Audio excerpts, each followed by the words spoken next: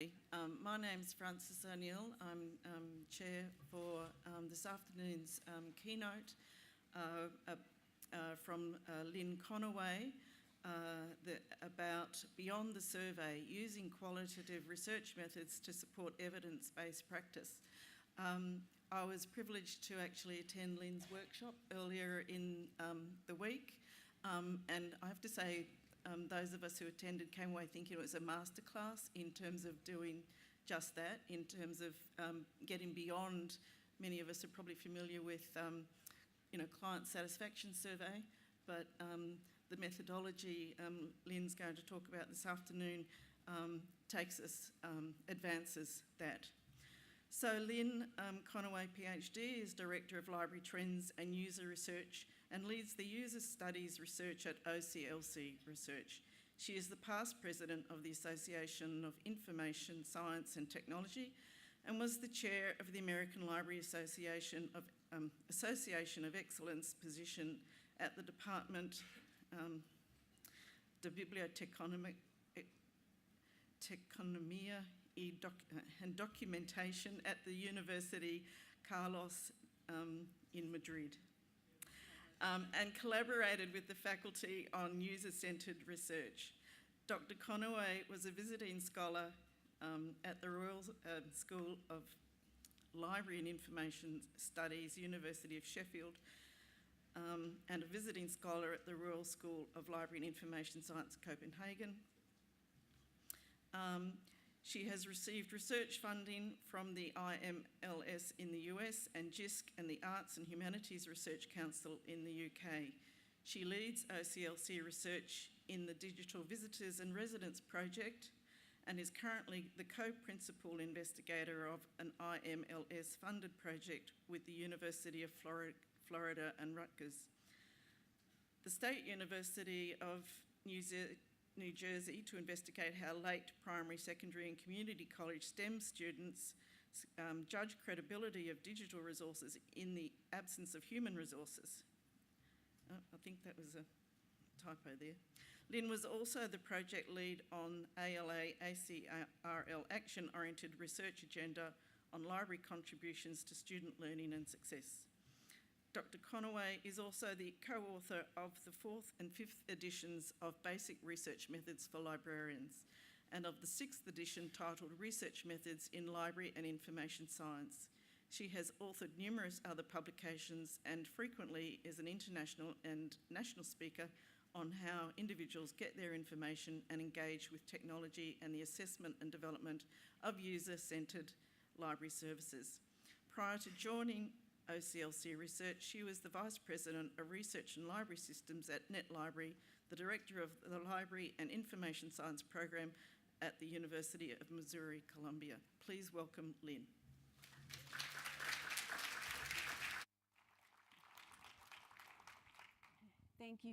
Thank you, Frances, and thank you for inviting me. It's wonderful to be here and to see all of your smiling faces. Let's hope you're still smiling when you leave. And if you think of anything or have learned anything today, I hope it is that when you're invited to speak at the ALIA conference, you never speak the day after the glam dinner. So remember that.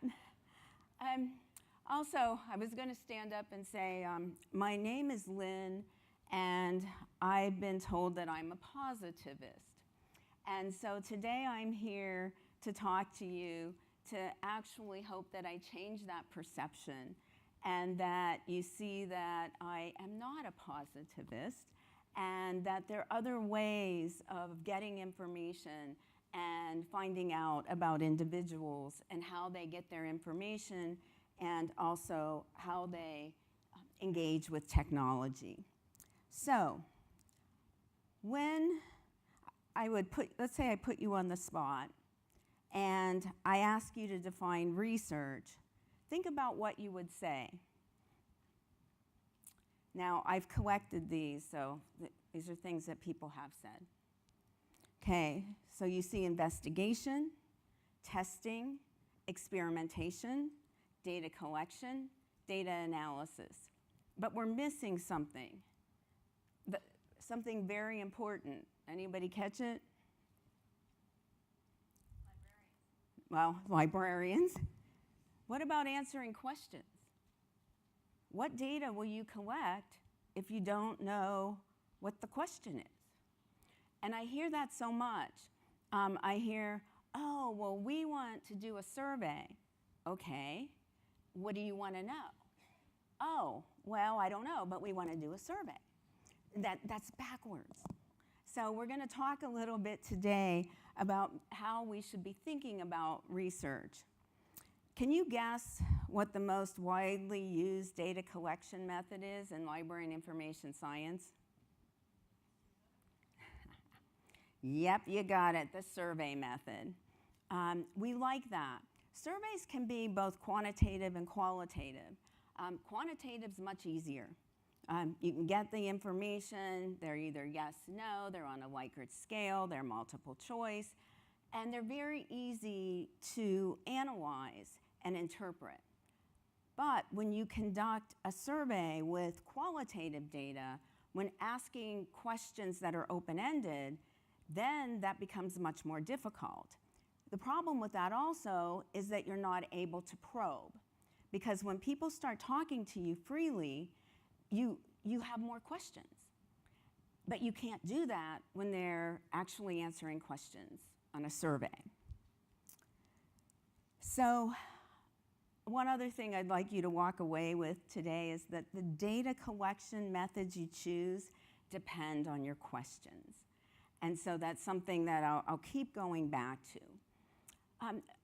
The first keynote on Tuesday, Genevieve Bell, she talked about sense making in the context of machines and AI, and I'm going to talk about sense making in the world.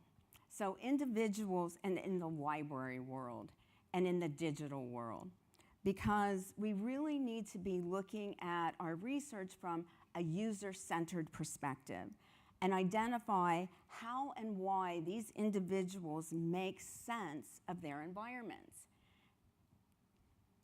So why qualitative research? Well, I basically told you. You get very rich data. You can answer those hows and whys that I think are very important. It can support decision making. Whenever you have to come up with a strategic plan, whenever you have to make a decision for your organization, you have data to support it, and you're making informed decisions. We should be making all of our decisions based on the individuals who use our programs, our events, our resources, or those potential users. I hate to say non-users because that's very negative. So I think everyone is a potential user of what we're offering. The qualitative research also tends to use multiple methods, and they're very open to new approaches. And I'm going to talk about some new approaches today. So with qualitative research, you'll see any combination of research methods. You'll see qualitative, quantitative, you'll see participatory research, you'll see action research, you'll see design research. The important thing is that you provide equal attention to all stages of the research process, and that the findings should be iterative and also informative. I'm going to talk about interviews. Interviews are not easy. Why? Because you have to listen. And it's intense. And so often people say, oh, you have a great job. You just sit and talk to people all day. And yes, I do. But I don't talk all of the time. I listen, and that's the hard part. There are different types of interviews. You have your very structured interviews where you have the questions, you're hoping that you have it all planned out. You want individuals to follow this path. That's not usually the way I ask questions. I usually conduct semi-structured interviews. Now that does not mean that I go in and don't have a plan, because I do.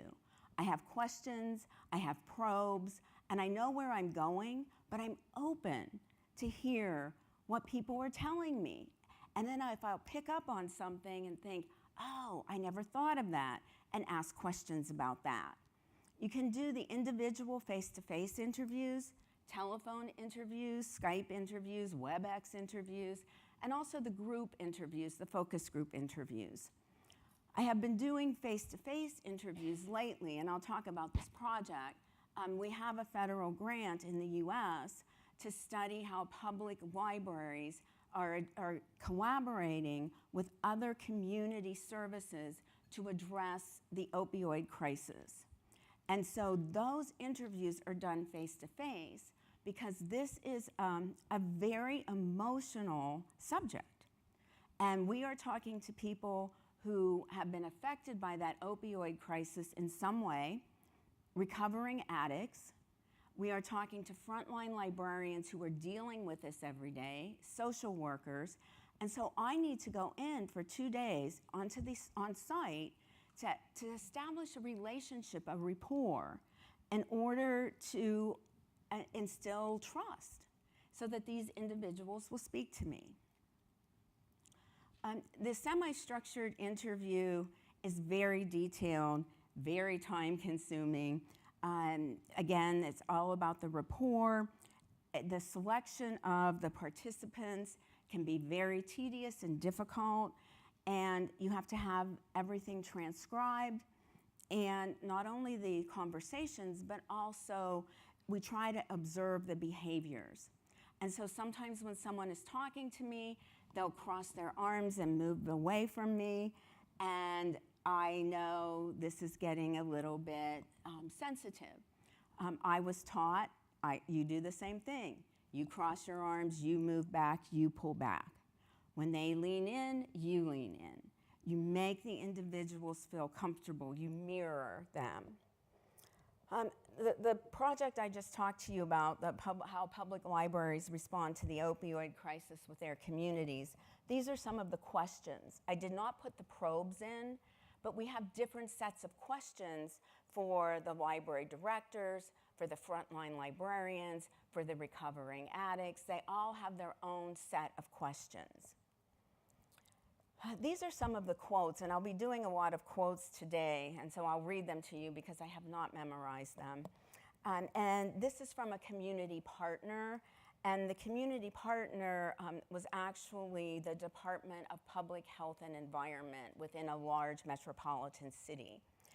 And the individual said, different agencies were invited by the mayor. We asked the opioid users and homeless if there was one thing that they want most people to know, and it was, I am a human being. The other quote is from a frontline library staff, and she said, I think the opioid use has a huge stigma, and the perception is very negative. I think some people do not think it is safe to come into our central library. There was a local news report that had people stop bringing children's groups to the library. And so the library had to really combat that and come back and say, the library's safe for your children. They had to change the policies. What did they do? Adults cannot go into the children's room, this lovely, beautiful children's room, without a child. A child cannot go into the children's room without an adult. Some of the restrooms are closed. In another public library in a smaller community, all of the restrooms have glass doors on the outside. When you walk into the stalls, all of the doors on the stalls are about to hear, so that you can see what's going on in these restrooms to make it more safe and to deter people from using drugs in the library. So these libraries had to work with their communities to come up with ways to work around what was happening and make this public space available to everyone and safe for everyone. We have a report, one of many at OCLC, and this one is called The Many Faces of Digital Visitors and Residents. And it's a study about the digital visitors and residents framework. And we have data collected from UK, US, Madrid, Barcelona, and Hong Kong. So when we look at all of these data, we thought we have some nice patterns here. And so we published this report. There are many different stages of this, and so I'm going to talk a little bit in snippets about them. Something like when my husband and I travel, I like to take photos, and he says, Lynn, hurry up. Take the picture, get in the car, and you can look at them when you get home. So that's what I'm going to tell you about this. We'll post this for you, so you don't need to worry about taking notes. We talk about a visitor and a resident mode. A visitor mode is a functional use of technology. It's for formal need. You try not to leave a trace of you. So you're not all over Twitter. You're not all over Instagram or Snapchat. You may lurk. You may watch people. You may not even use your name. You may have a pseudonym, an alias. But you're there, but you're watching. You use online sources, you use technology, but you get in and you get out. A resident is very visible. It's someone who has this online presence. They're very collaborative online. They contribute, and they see the internet as a place, just like they see their homes, their libraries, their coffee shops as a place. These are some of the semi-structured interview questions that we asked in the interviews for the digital visitors and residents. Again, many probes. Now I'm going to start, we had last year of secondary school students, then we had the first year undergraduate students, and we had upper level undergraduate students, postgraduate students, and faculty researchers. So we had questions about what do you do? How do you get information? When you have an academic problem or you have an assignment, what do you do? Now, this is from a graduate student, as you can see, age 35, 45. He's in the professions and applied sciences. And he says, Wikipedia, it's perfect because it gives you the words, the things, the technical words that you need to look, keywords. So Wikipedia is always my first step. Now, when you hear from another person, he says, I used to seek information in Wikipedia. Even my colleagues said that there are wrong things on it. But I said, Encyclopedia Larousse, a traditional encyclopedia, also has mistakes. The only difference is that it's printed and it's impossible to correct. He says, the mistakes online, it's with technology. They can change them. The mistakes aren't technology, mistakes are people. So why can't we use that? This is a young woman from the Open University in Barcelona, which is an all-online university. A female first semester student, 30 years old in education. She said, I use Wikipedia as a guide to introduce myself to a topic, but then I browse the references or I go to Google to make a more concrete search. So people use it to familiarize themselves. However, people are also afraid to admit that they use Wikipedia. And so we've been calling this the learning black market. And so this is an age 18 US undergraduate, first year undergraduate student, engineering, male. He says, I go to Wikipedia, scroll down to the bottom, and there's like references that Wikipedia used. And I click on those references and like check those links, because I'm like, that's the fastest way to find a good link. Wow, this is great. I can find out about heart attack cases or something like that's going to take me forever to find, a good website. He says, or a book. I might need a book to talk about what I'm looking for. So I just type in Wikipedia and there's already books there. He just couldn't believe that Wikipedia had references, that he could find things.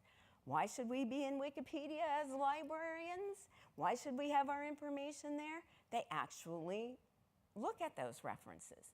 Now, I say, do you always read those links? You go in those links and you read? Well, no, not always.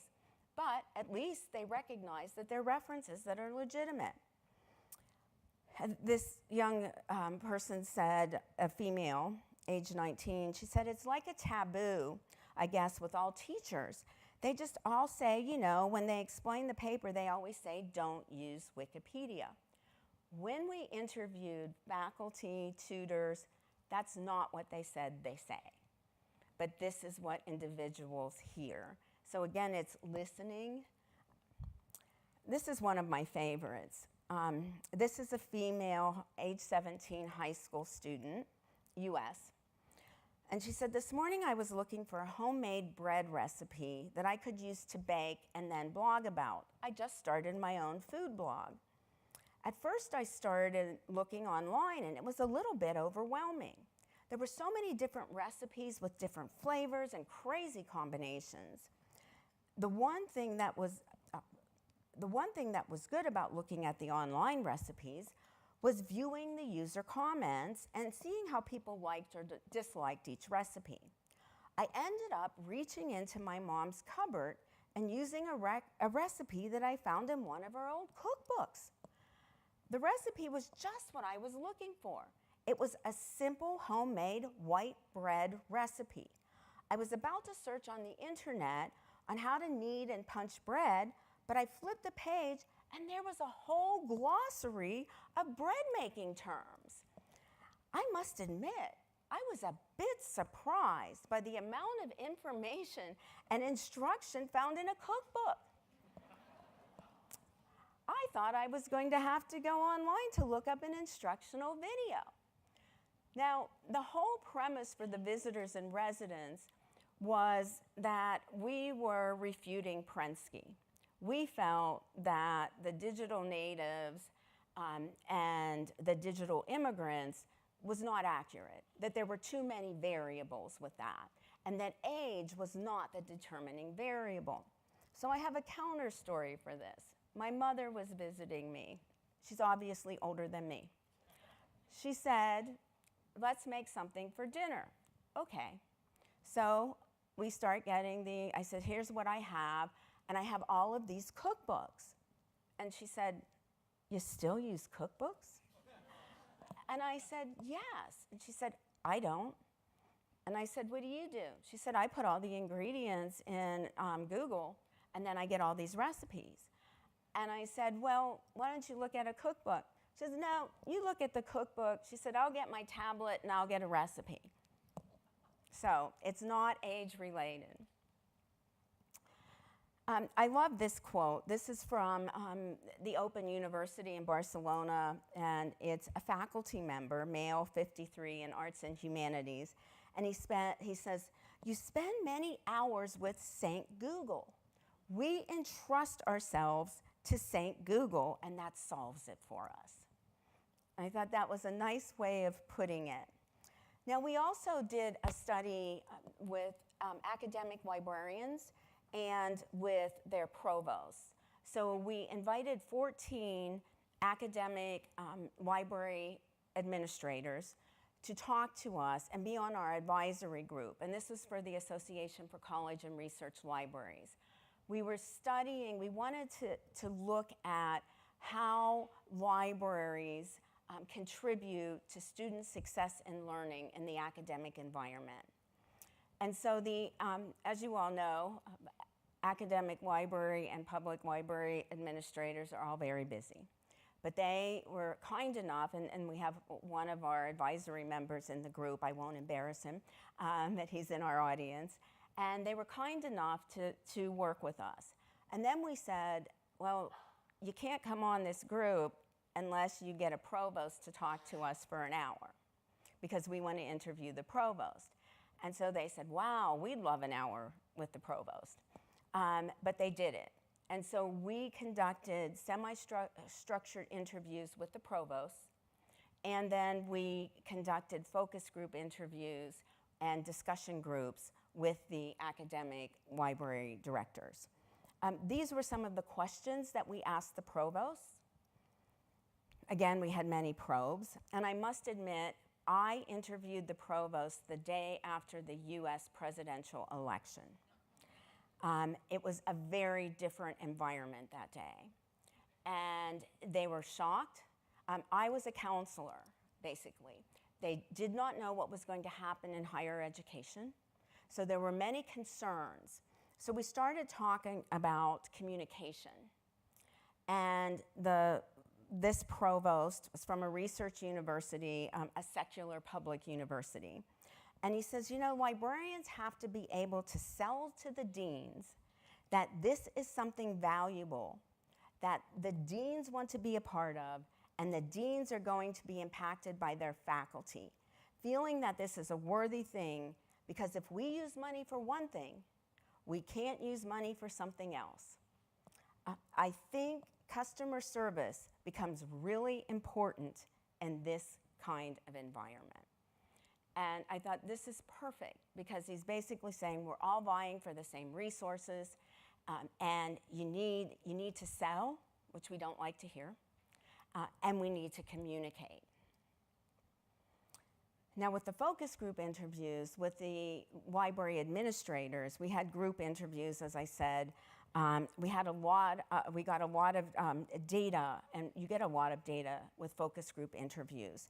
Small time commitment, we conducted one here yesterday with interlibrary loan and resource sharing librarians, and I see some of you in the audience. It's a great way to learn about what individuals are thinking, what they're doing, and to share. And so it's a great opportunity. You have to be careful about the groupthink, and you have to be careful that no one person dominates the discussion.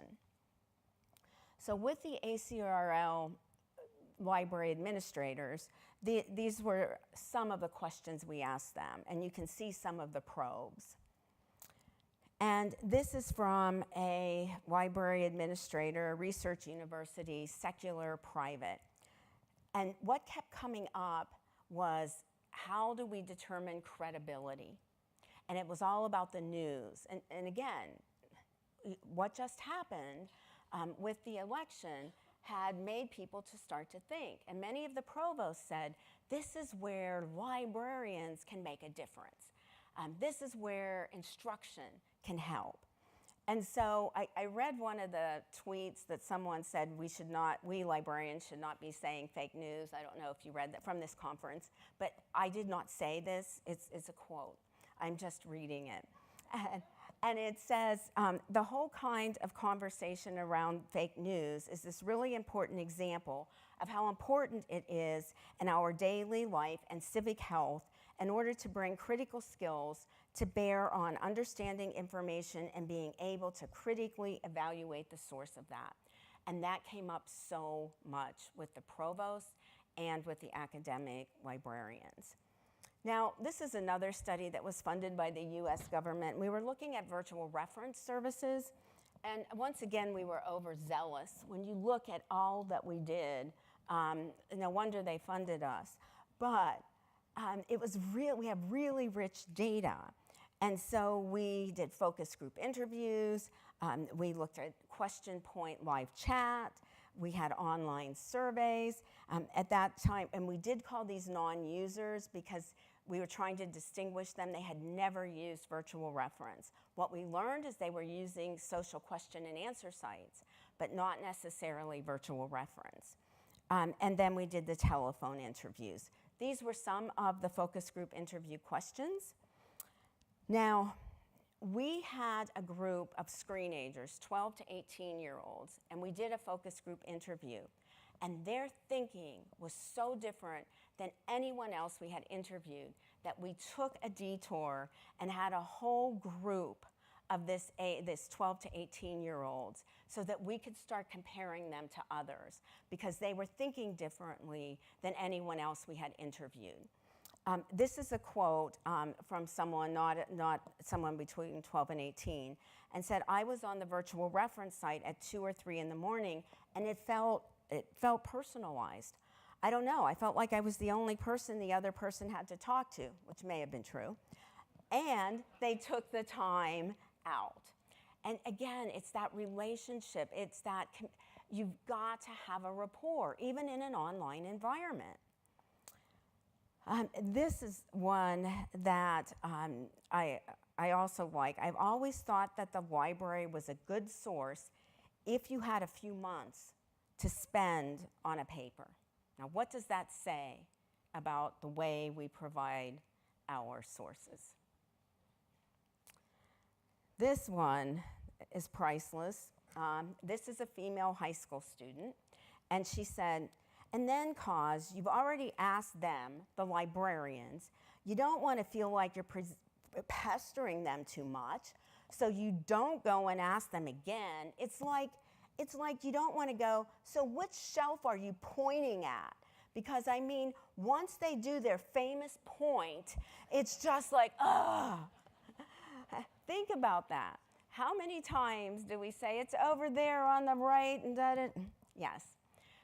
When I'm in a business, a small business or a supermarket, and they do that to me, I want to walk out. Why? Because I want them to take me to that shelf. And most of the time they do. Diaries. I failed tremendously with diaries, so I hate to even stand up here and talk to you about them. But I write well about them in a chapter in our research methods book. So read and do what I say in the book and not what I'm going to tell you today. Keep directions minimal and open. That was my first mistake because I kept them so minimal and so open that I got rubbish. And we're paying individuals to do this every month. And so we have no data to work with. So we had to rethink. And that happens a lot in our research projects. I guess I shouldn't tell all the backstories. But we also said to the individuals, you can send us a written diary, a photo diary, a video, an audio. You can probably imagine what most of them did. Written. And how did they send it to us? Email. When we asked them why, they said, we don't use email except for the academy. And you're part of the academic world, so we're going to send it to you in email. So they are changing their workflows for us because that's not how they communicate. I had one young man from the US, this was US-UK, send a video, a rap video every month. It was wonderful, but his information-seeking skills were horrible. And because he would tell us what he was doing via rap. We were like, oh, you need information literacy instruction. We came up with a template then, so we became much less open, and we got much richer data. These are just some examples, and I don't have time to read them, but they're quite interesting. The one I love is the first one. They were looking up Bloody Mary, and then all they found was the cocktail, but you know what? We used that information anyway. There's your satisficing. We'll take whatever we can get and move on. Observations. This goes back to Ranganathan in 1931. And, so this is not new. And he said, perhaps the most convenient method of studying the consequences of this law will be to follow the reader from the moment he enters the library to the moment he leaves it. And so observations are something we can do every day in our libraries. In our workshop, we did some observations on Monday. And it's much harder, I think, than some of us thought, because you have to see with new eyes. And so when you see people doing this on a little thing, you can't say, oh, they're typing on a tablet. No, because you're observing with new eyes. You're seeing differently. You just see that somebody's tapping on something. I watched a man with something in his ear looking out a window with this box in front of him talking. But I didn't see anyone else around, but he was just talking away. So those are the different ways of seeing. And that's what we need to do when we're walking around our libraries, our campuses. Watch people in airports. Watch people in supermarkets. And that will get you starting to think in this way. We have some very structured observations. And this is one that we did for Web Junction, which is a teaching and learning website. It's been mostly public librarians, but now we're bringing in the academic librarians. And so we did this structured observation to see how well our site was working, how well this module was working for individuals. So structured is just what it is. It's you give them steps to follow, and then we can document those steps. We record them, and then you can also ask questions. Sometimes we also use the Think Aloud protocol, so you have individuals telling you what they're doing step by step. Mapping. We've done some mappings, and there's the cognitive maps. And so a participant will draw a map of the areas of interest. So you can say, you know, draw a map of your day on campus, because then you can see the touch points where these individuals go and where they spend the most time. And maybe we should be there in some way. It's fast, it's easy, it's a small time commitment from the participants, but it can be ambiguous, it's difficult to interpret, because you're thinking, now why were they here for that long?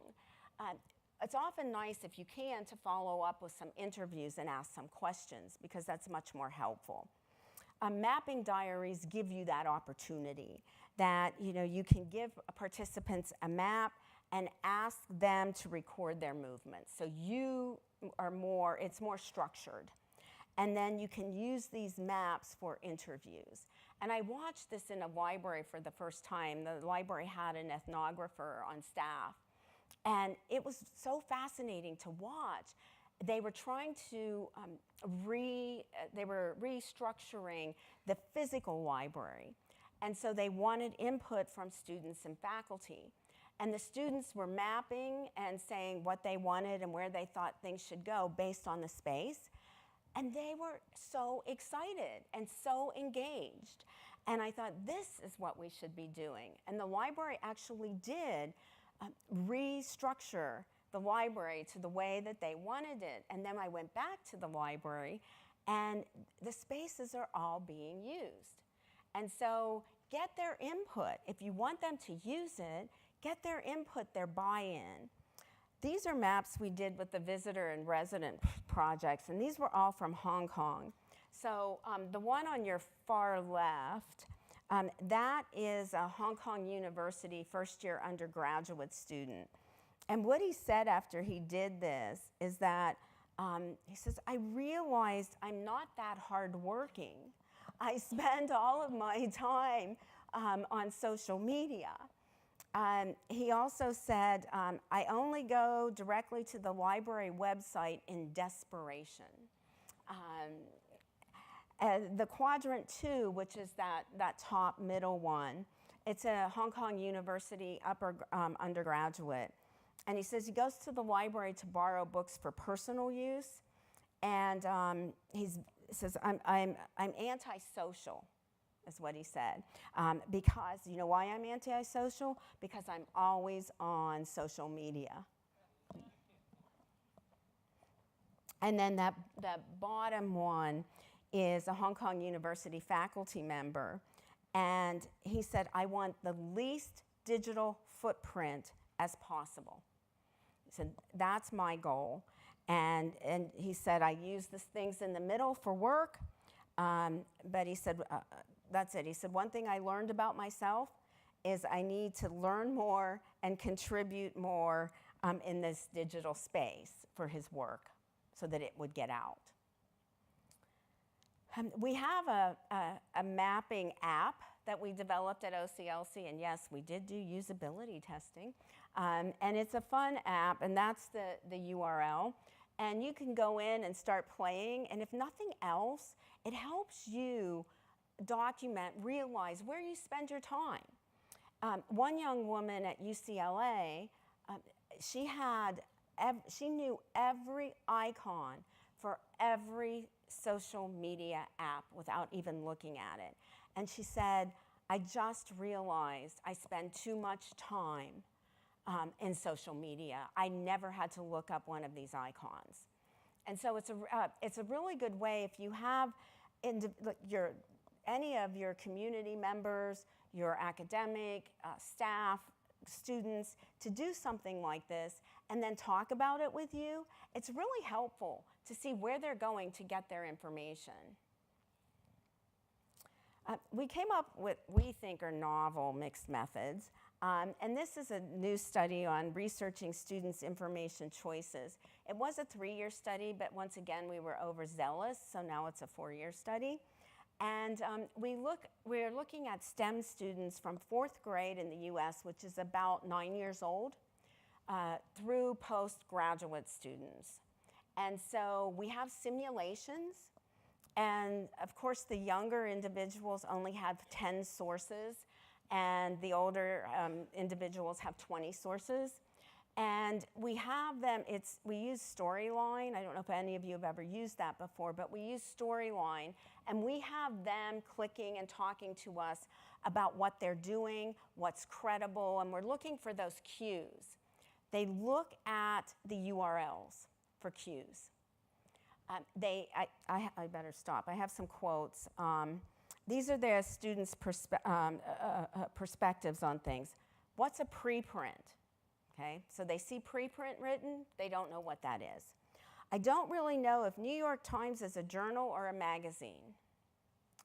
I know this is a blog because it's by a person that wrote it. This is a journal because of the feel of it looking like a scholarly article. It was not. This one's a blog, or is it a journal? Or is it a book? It's a journal.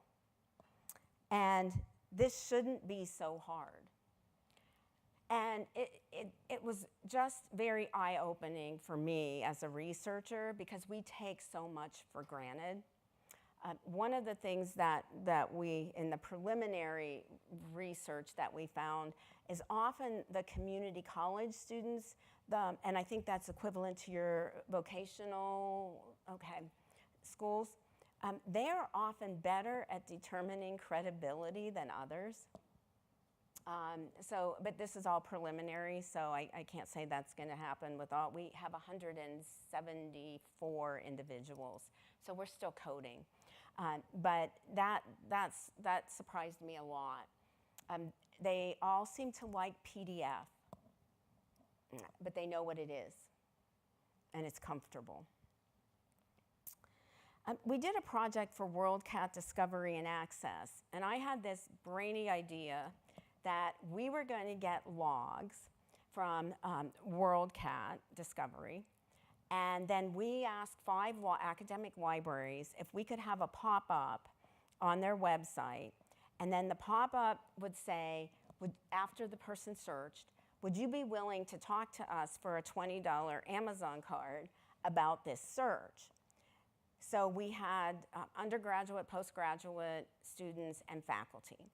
So then we took those logs, which are full of a lot of extraneous information that we do not need or I did not understand. And so we had someone clean those logs and just give us the information that was pertinent. And then we had to recreate the search. And then we had to schedule and talk to the individuals and ask specific questions about the search. We wanted to know why they did things, where they went then after they disappeared from us. Where'd you go? What did you do? Well, the one I looked at was less than a minute, okay? It's a search and that's it. So I said, why are we spending our time and a great Amazon card for this? It's a snooze fest. We're gonna find nothing. And they said, oh, Lynn, come on, try it. Let's just do one. We had a 45-minute interview. Do you know why? The individual used the library catalog to find the item and actually went to the stacks, got the item, browsed, found more information. So it wasn't that it was an unsuccessful search. It worked. But that told me that just looking at logs alone is, I mean, you can look for patterns, which is great, but just looking at logs alone is deceptive. Now, we could not find anyone else who did this methodology in the LIS literature or the computer science literature, and I know why. It is so labor intensive. And you need a skill set, a very high level skill set for people to scrub those logs. And so we're going to write up the methodology and say how wonderful it is, but also say that one of the challenges is the expertise that you need and the resources that you need for that. But it just shows that one method doesn't tell the whole story. And so if I'd have looked at just logs, I would have thought we had a lot of unsuccessful searches. This is from it's a faculty member from this study. And this individual, actually his search was 1 minute. There were no clicks in the logs, but he did get information. So, can't ever do anything without talking about challenges. So in the research environment, I don't know about here in Australia, but in the US and I know in Europe, there are reduced funding opportunities. And qualitative research is expensive. It's expensive in time, and you have to get individuals to talk to you and spend time with you. And so we have to pay them. We were doing $20, and it's hard to get anybody to do anything for $20 US. Then we tried $30 US, and then a few more. And now all the grants are putting $50 US for an hour. Because it's people, their attention is scattered and they're busy. So it's hard to get that. You have to also, very often, you have to justify the scholarly value. So I'm in a very privileged position where I am able to conduct research and then put it back into practice. But if you're on a faculty, that's often not a privilege that you have. You have to be developing theory. And so that's another thing that is a challenge. You have weak relationships with other disciplines. We don't borrow a lot from other theories, other disciplines. And I think that's a detriment to us. And we have limited, we don't communicate what we've learned all of the time. And that's another bad thing, because we really need to let others know. And we have an inconsistent quality. As I said before, it takes time. There's always bias. No matter what you think, what you say, you always have some underlying biases. So you always have to do your checks and balances, check your intercoder reliability, check the validity of your tools. That's very important. Often you have inaccurate and incomplete data. And when you talk to people, they're going to often tell you what they think you want to hear. And that's why you have all the probes and you ask the same questions in different ways to see if you're getting the same answers. Sampling is a problem, and you always need to tell people how you got your samples.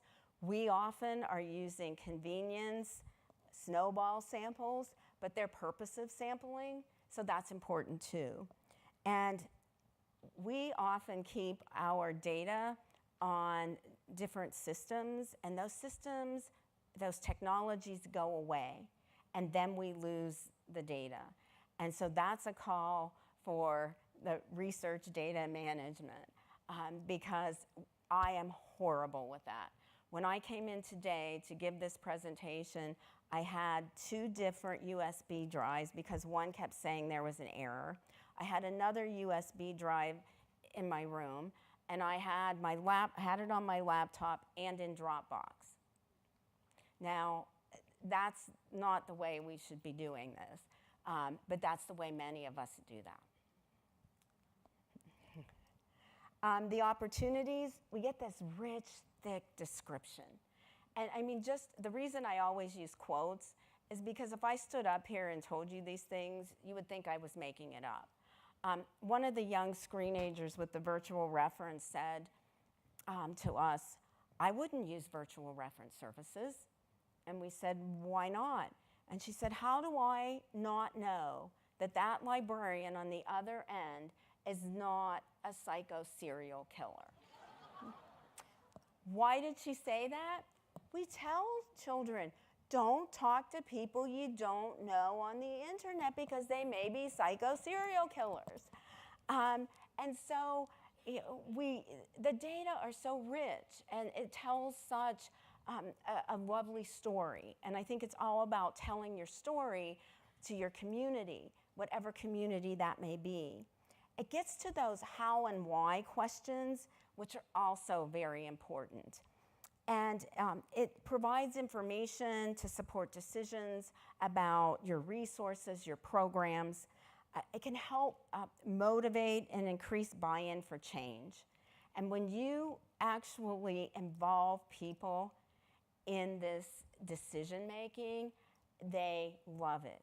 But if you're not going to make any changes, don't involve them and don't ask them, because it can just turn on you.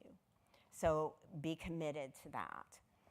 And it provides the opportunity to build relationships. And I can't stress more that it's all about the relationships and the community, and we've heard this throughout this conference. I love this quote from Brian Matthews. By focusing on relationship building instead of service excellence, organizations can uncover new needs and be in position to make a stronger impact. And he is a librarian. And I think that's very important. I wanted to throw these few stats in because I think we're often reactive as librarians and not proactive. So I want us to start thinking about the individuals who are coming up and who are going to be our users and potential users. 95% of teens have access to smartphones. 89% have their own. So this is twice as many as than in 2012. These are 2018 data. Teens report being constantly online, and we hear that. They keep telling us that they have to try, that they're addicted. That's what they have told us. We're addicted to being online. We have to cut ourselves off. Teens prefer YouTube, Instagram, and Snapchat. Facebook use has fallen dramatically. My teenage nieces said, Aunt Lynn, Facebook is for old people. So if you want us to see anything you're doing, get with the program and get on Instagram or Snapchat. So what I'm telling you this for is that we need to be proactive. And something that we learned was that individuals don't adapt every new and take on every new technology. They stay with what is comfortable, familiar, and what their peers use. And so we need to be thinking about what these young people are using, doing, and move forward and develop our programs and resources accordingly.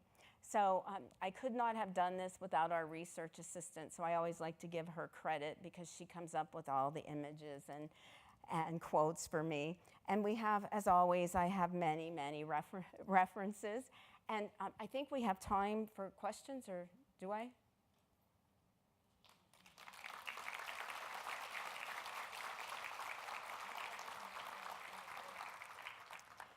Thank you so much for inviting me. This has been wonderful.